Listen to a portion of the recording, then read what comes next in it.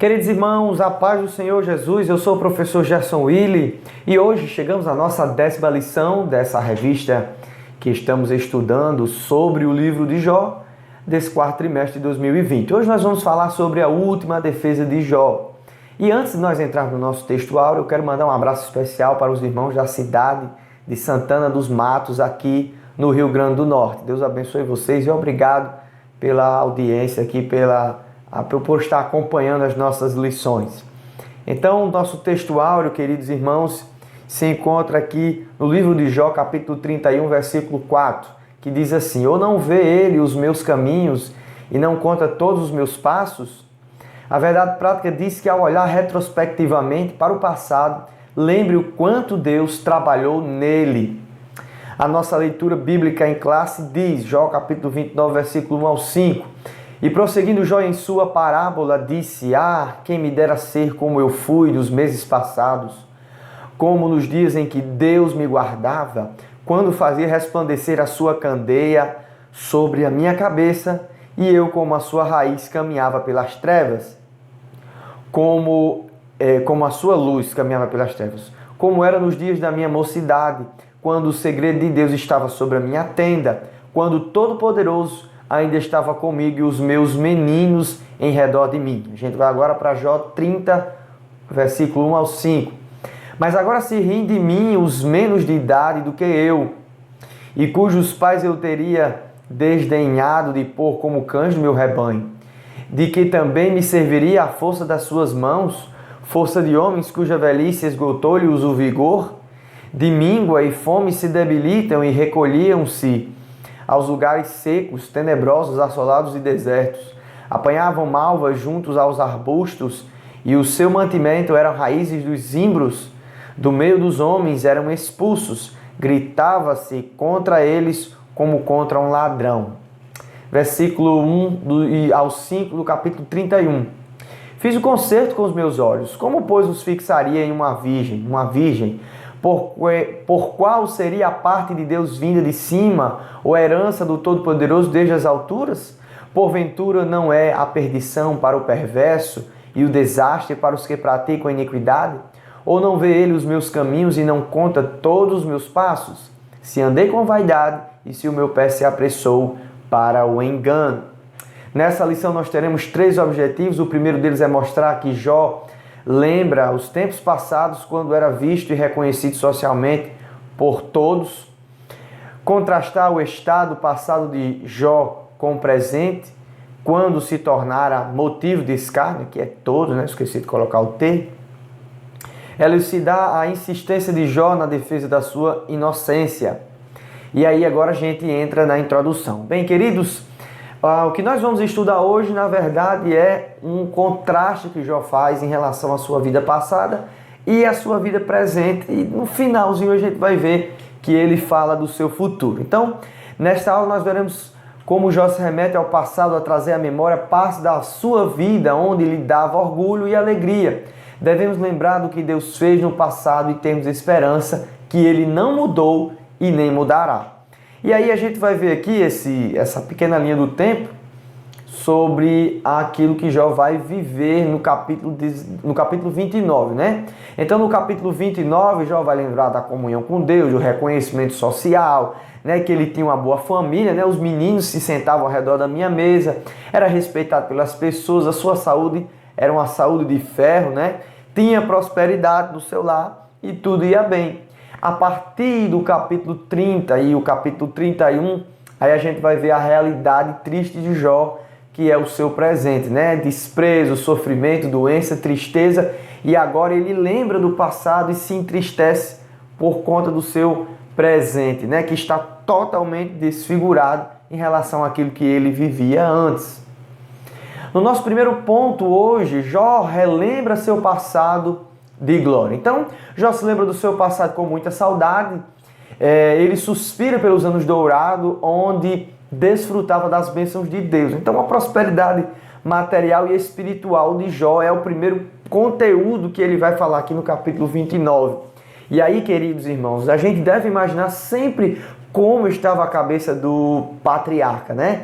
A sua vida totalmente desterrada e ele jogado ali naquele local onde as pessoas iam para morrer, se coçando com caco de telha, cheirando mal, os seus amigos dizendo acusações ferrenhas contra ele, como a gente viu nas lições passadas, e agora ele vai lembrar de que situação ele já estava no mais alto nível da sociedade e agora ele está no nível mais baixo que o homem poderia ter. Então, Jó no capítulo 29 vai fazer essa retrospectiva. E a gente, claro que não vai poder fazer a leitura, em termos já fizemos a leitura bíblica em classe, mas se você é professor, é interessante que peça seu aluno para estar fazendo essa leitura aqui pontualmente, para nós entendermos o contexto, porque é bem poético, então tem que ter uma tradução, né, pausadamente sobre o que Jó está dizendo. Então ele vai falar aqui no versículo 2 e 4 desse capítulo 29 sobre a sua comunhão com Deus, como ele tinha comunhão com Deus. O conselho de Deus habitava na sua tenda, ou seja, o local onde Jó morava era conhecido como o local onde as pessoas iam buscar conselhos certos, conselhos de Deus. Eu quero um conselho de Deus, com quem é que eu devo falar? Está na tenda de Jó, porque ele é um homem de Deus. Então ele lembra disso. Hoje ele não serve de conselho para ninguém, né? Naquela situação dele, né? Se remetendo ao presente de Jó, ele não serviria de conselho para ninguém, as pessoas não lhe dariam ouvido por conta da sua desgraça. Então no versículo 2, mais uma vez aqui, do capítulo 29, Deus o protegia, ele era guardado por Deus, ele via o livramento de Deus na sua vida e ele suspira por isso. Como eu queria voltar naquela época onde Deus me guardava.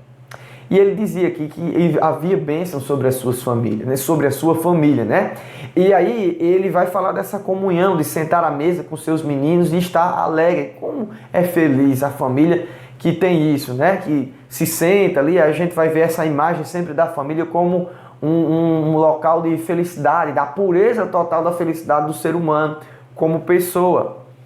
E aí ele vai dizer o seguinte, que ele era um homem que orientava as pessoas em meio à dificuldade, recebia essa orientação de Deus e também orientava, ele ia lá e ajudava, ele era o consolo dos aflitos, ele era o socorro dos desesperados. E ele tinha também o que? A presença real de Deus em sua vida, sentia que Deus estava com ele observava e ele era um homem grato. Jó mostra-se aqui na palavra de Deus que Jó não era um homem ingrato, né? Não era um homem soberbo. Ele conseguia reconhecer que Deus estava na vida dele. Então, queridos, em Eclesiastes capítulo 7, versículo 14 diz: quando os dias forem bons, aproveita bem. O dia é bom, irmãos, então nós devemos aproveitá-los bem. Mas quando forem ruins, considere. Deus faz tanto um quanto o outro para evitar que o homem descubra alguma coisa sobre o seu futuro. Então Deus faz dias bons e dias ruins. Ele permite que dias ruins venham até o ser humano, né? E aí para o seu filho, talvez esse dia ruim seja um trabalho no caráter que Deus está fazendo com essa pessoa, né? Quer mostrar também as habilidades, os dons que Deus deu para essa pessoa para usar nesse momento difícil, né? A paz indizível que excede qualquer entendimento é dado em momentos de aflições. Então vamos aqui no nosso subtópico 2, o reconhecimento social que Jó tinha diante das pessoas.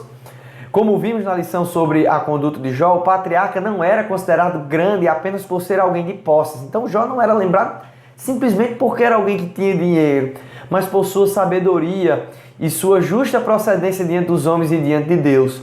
Isso fazia dele um homem respeitado em sua cidade como um juiz. Então a Bíblia vai dizer, né, a palavra aqui de Jó, no livro de Jó vai dizer que ele se assentava na praça para julgar. Os príncipes ficavam calados para ouvir a voz de Jó. Então grande era o respeito que Jó tinha diante das pessoas. Os homens de sabedoria, digamos assim, que tinha ali, né? Os homens que eram, até os próprios magistrados, Jó recebia a preeminência de falar. Então vejamos aqui algumas memórias de Jó a respeito disso. Ele era o juiz da cidade, como eu já disse, sentava nas praças para julgar. E aí o autor faz um comentário, o autor do comentarista da lição, ele diz que talvez por isso que a linguagem de Jó muitas vezes seja bastante jurídica, por conta da aproximação de Jó em relação às audiências públicas que Jó participava. E ele tentava ser o mais justo possível, né? Punia quem deveria punir e abençoar ou livrar as pessoas que mereciam ser livradas. Jó recebia a proeminência também de ouvir os problemas dos jovens e velhos, e ele orientava essas pessoas, né? Ele chegava lá e dizia, tanto jovens quanto velhos procuravam Jó. Na época de Jó, é importante salientar que os velhos eram tidos como estima, né? Como pessoas sábias.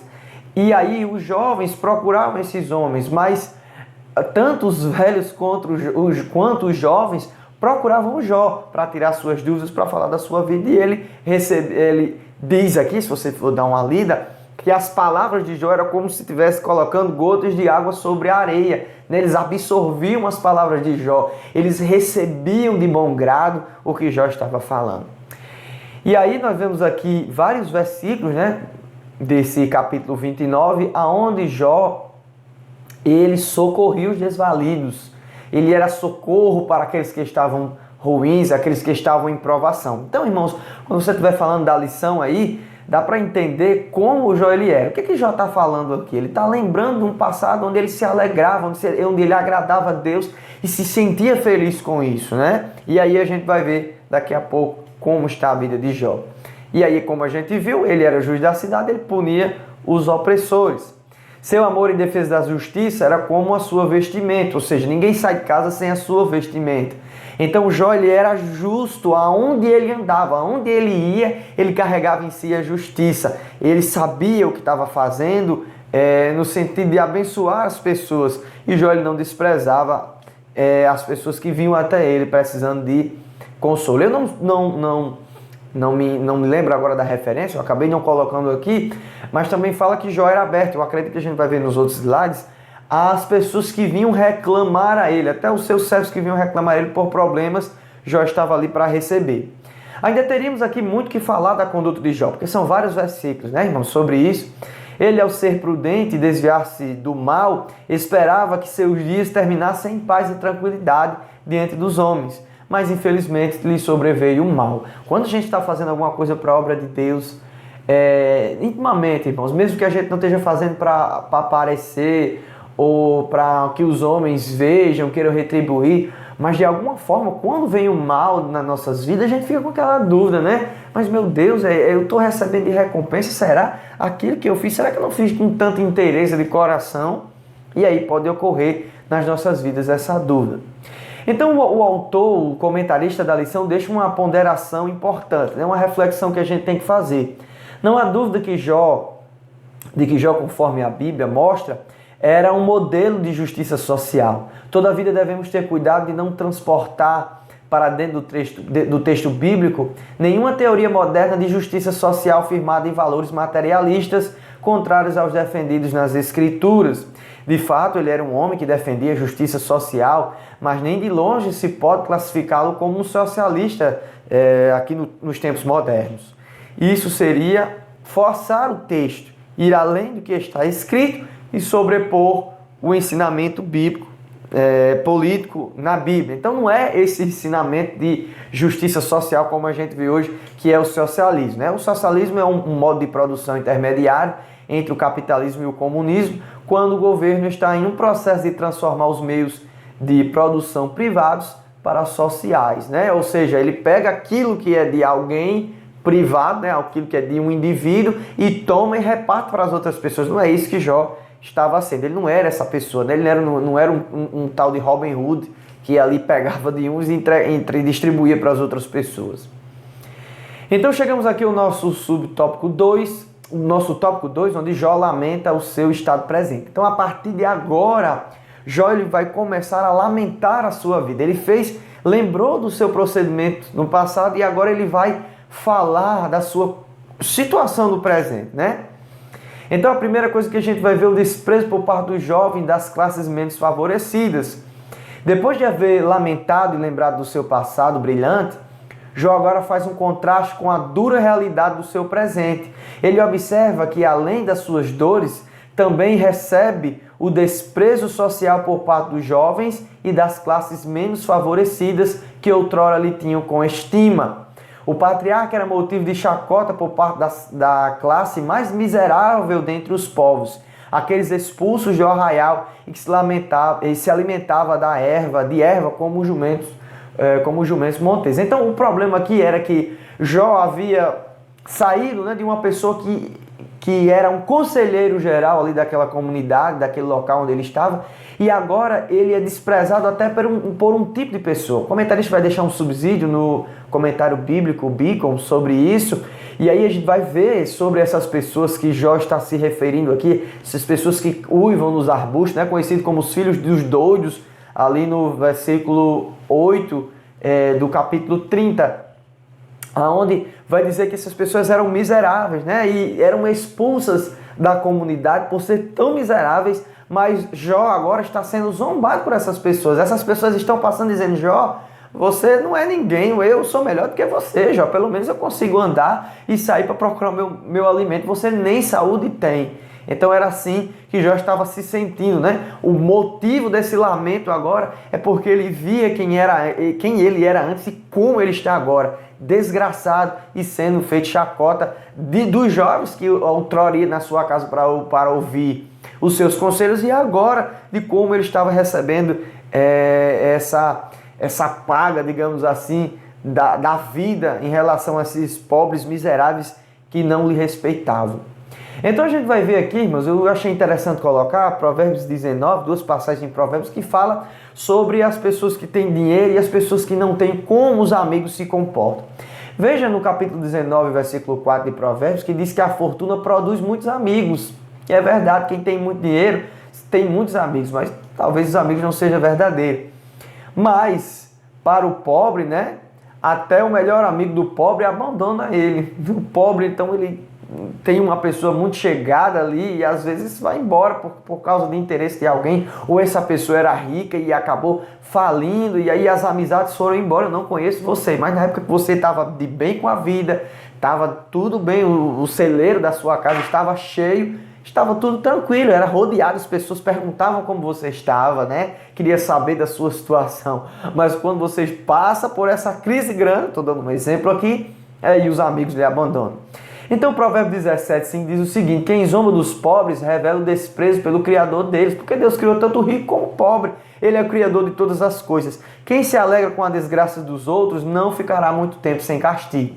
Então, essa zombaria que Jó estava recebendo, Deus não estava alheio, ele estava observando todas as coisas.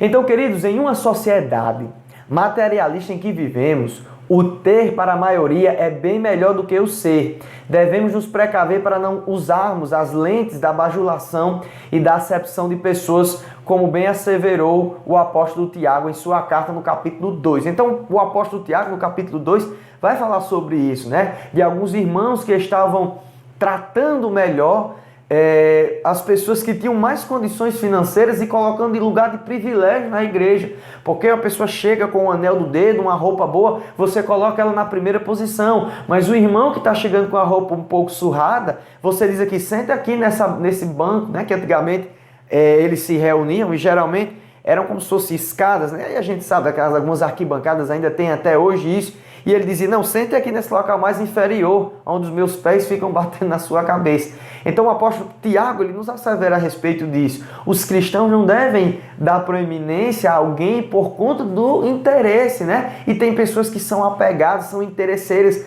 vivem nisso. Mas o crente verdadeiro, que tem a sabedoria de Deus, ele não vai ser amigo ou conquistar as pessoas por interesse. Ele sabe que o crente, ele deve amar o próximo como a si mesmo. Então, chegando aqui no nosso subtópico 2, Jó vai lamentar sobre o seu abatimento físico e emocional. Jó sente-se desprezado por Deus. Em sua luta diária com o sofrimento, ele usa algumas figuras de linguagem para ilustrar a sua dor, que era tanto física quanto emocional. Então vejamos, ele vai ilustrar nesses versículos aqui, a gente vai fazer de uma forma rápida, o grande sentimento de dor, né, que ele tinha. E agora ele vai usar algumas figuras, como animais, que a gente vai ver agora, de o que ele estava sentindo.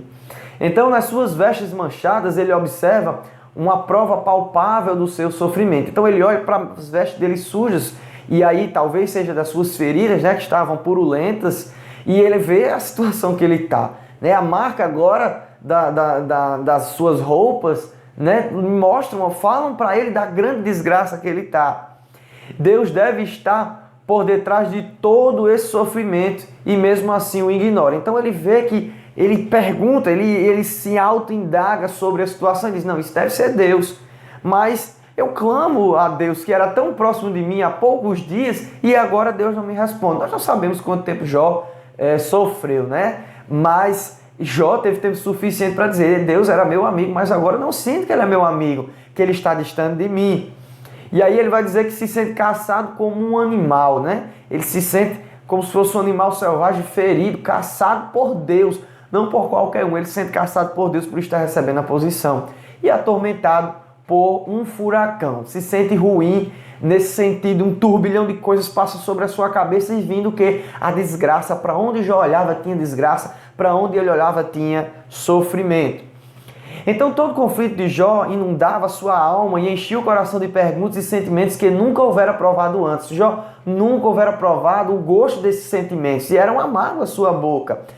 Apesar das provações, os servos de Jó, os servos do Senhor, têm a garantia que nunca será deixado só e não provará além daquilo que possa suportar. Então 1 Coríntios 10, 13, se você quiser ler aí, vai falar que Deus ele é fiel, que não nos deixa ser provados além das nossas forças.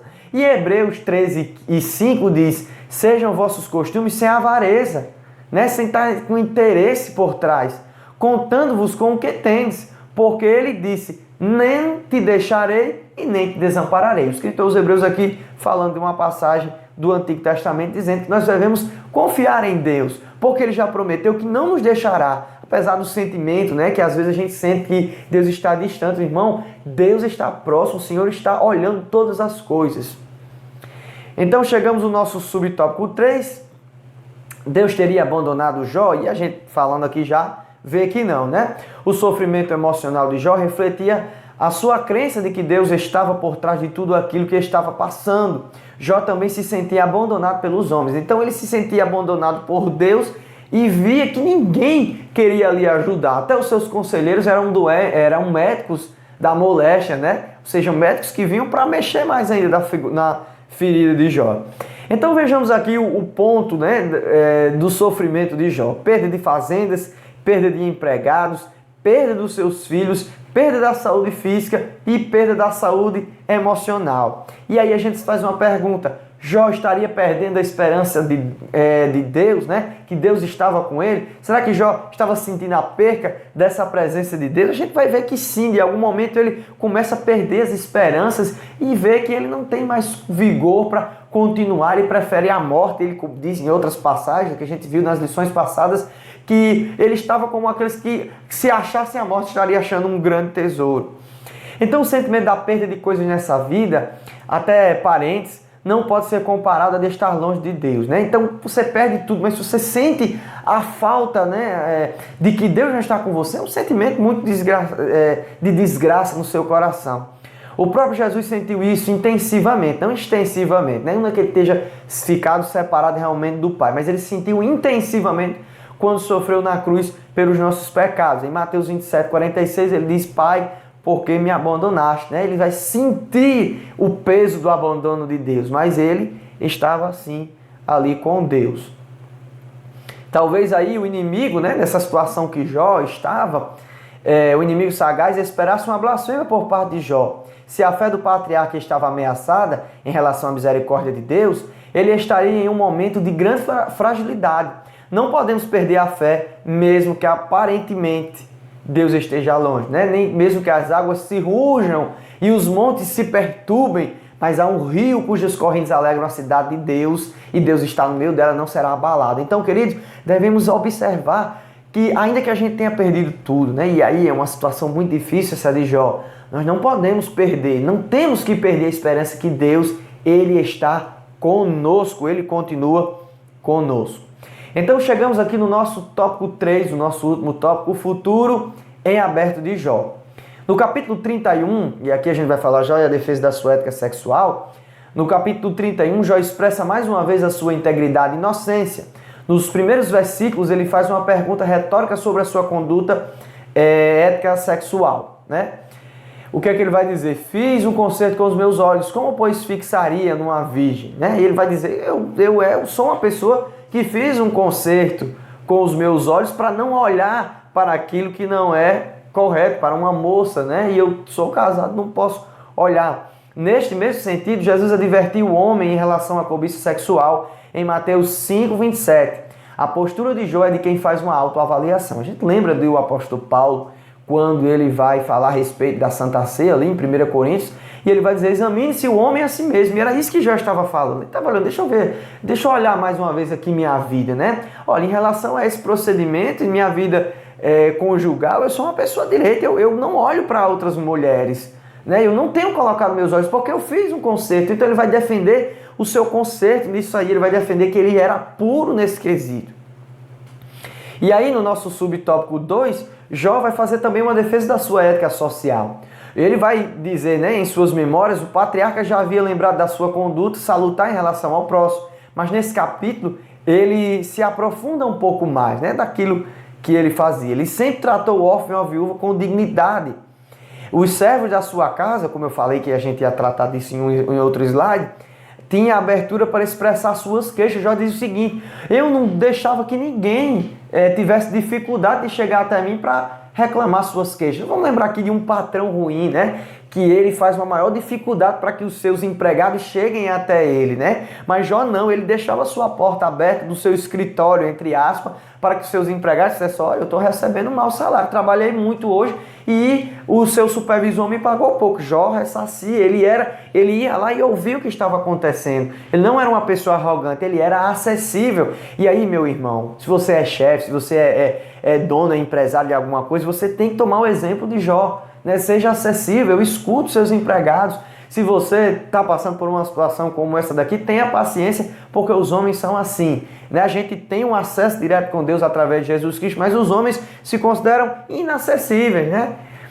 Então, ele não fugia dos problemas dos seus criados, ele deixava vir o problema para resolver. E o seu comportamento fez com que ele fosse o socorro dos desvalidos. Então, ele era o socorro daquelas pessoas que estavam ali precisando de misericórdia. Nesse capítulo aqui, 31, a gente vai ver sobre isso e a gente não vai fazer uma leitura geral. Então Jó praticava a verdadeira religião, como diz lá em Tiago 1:27.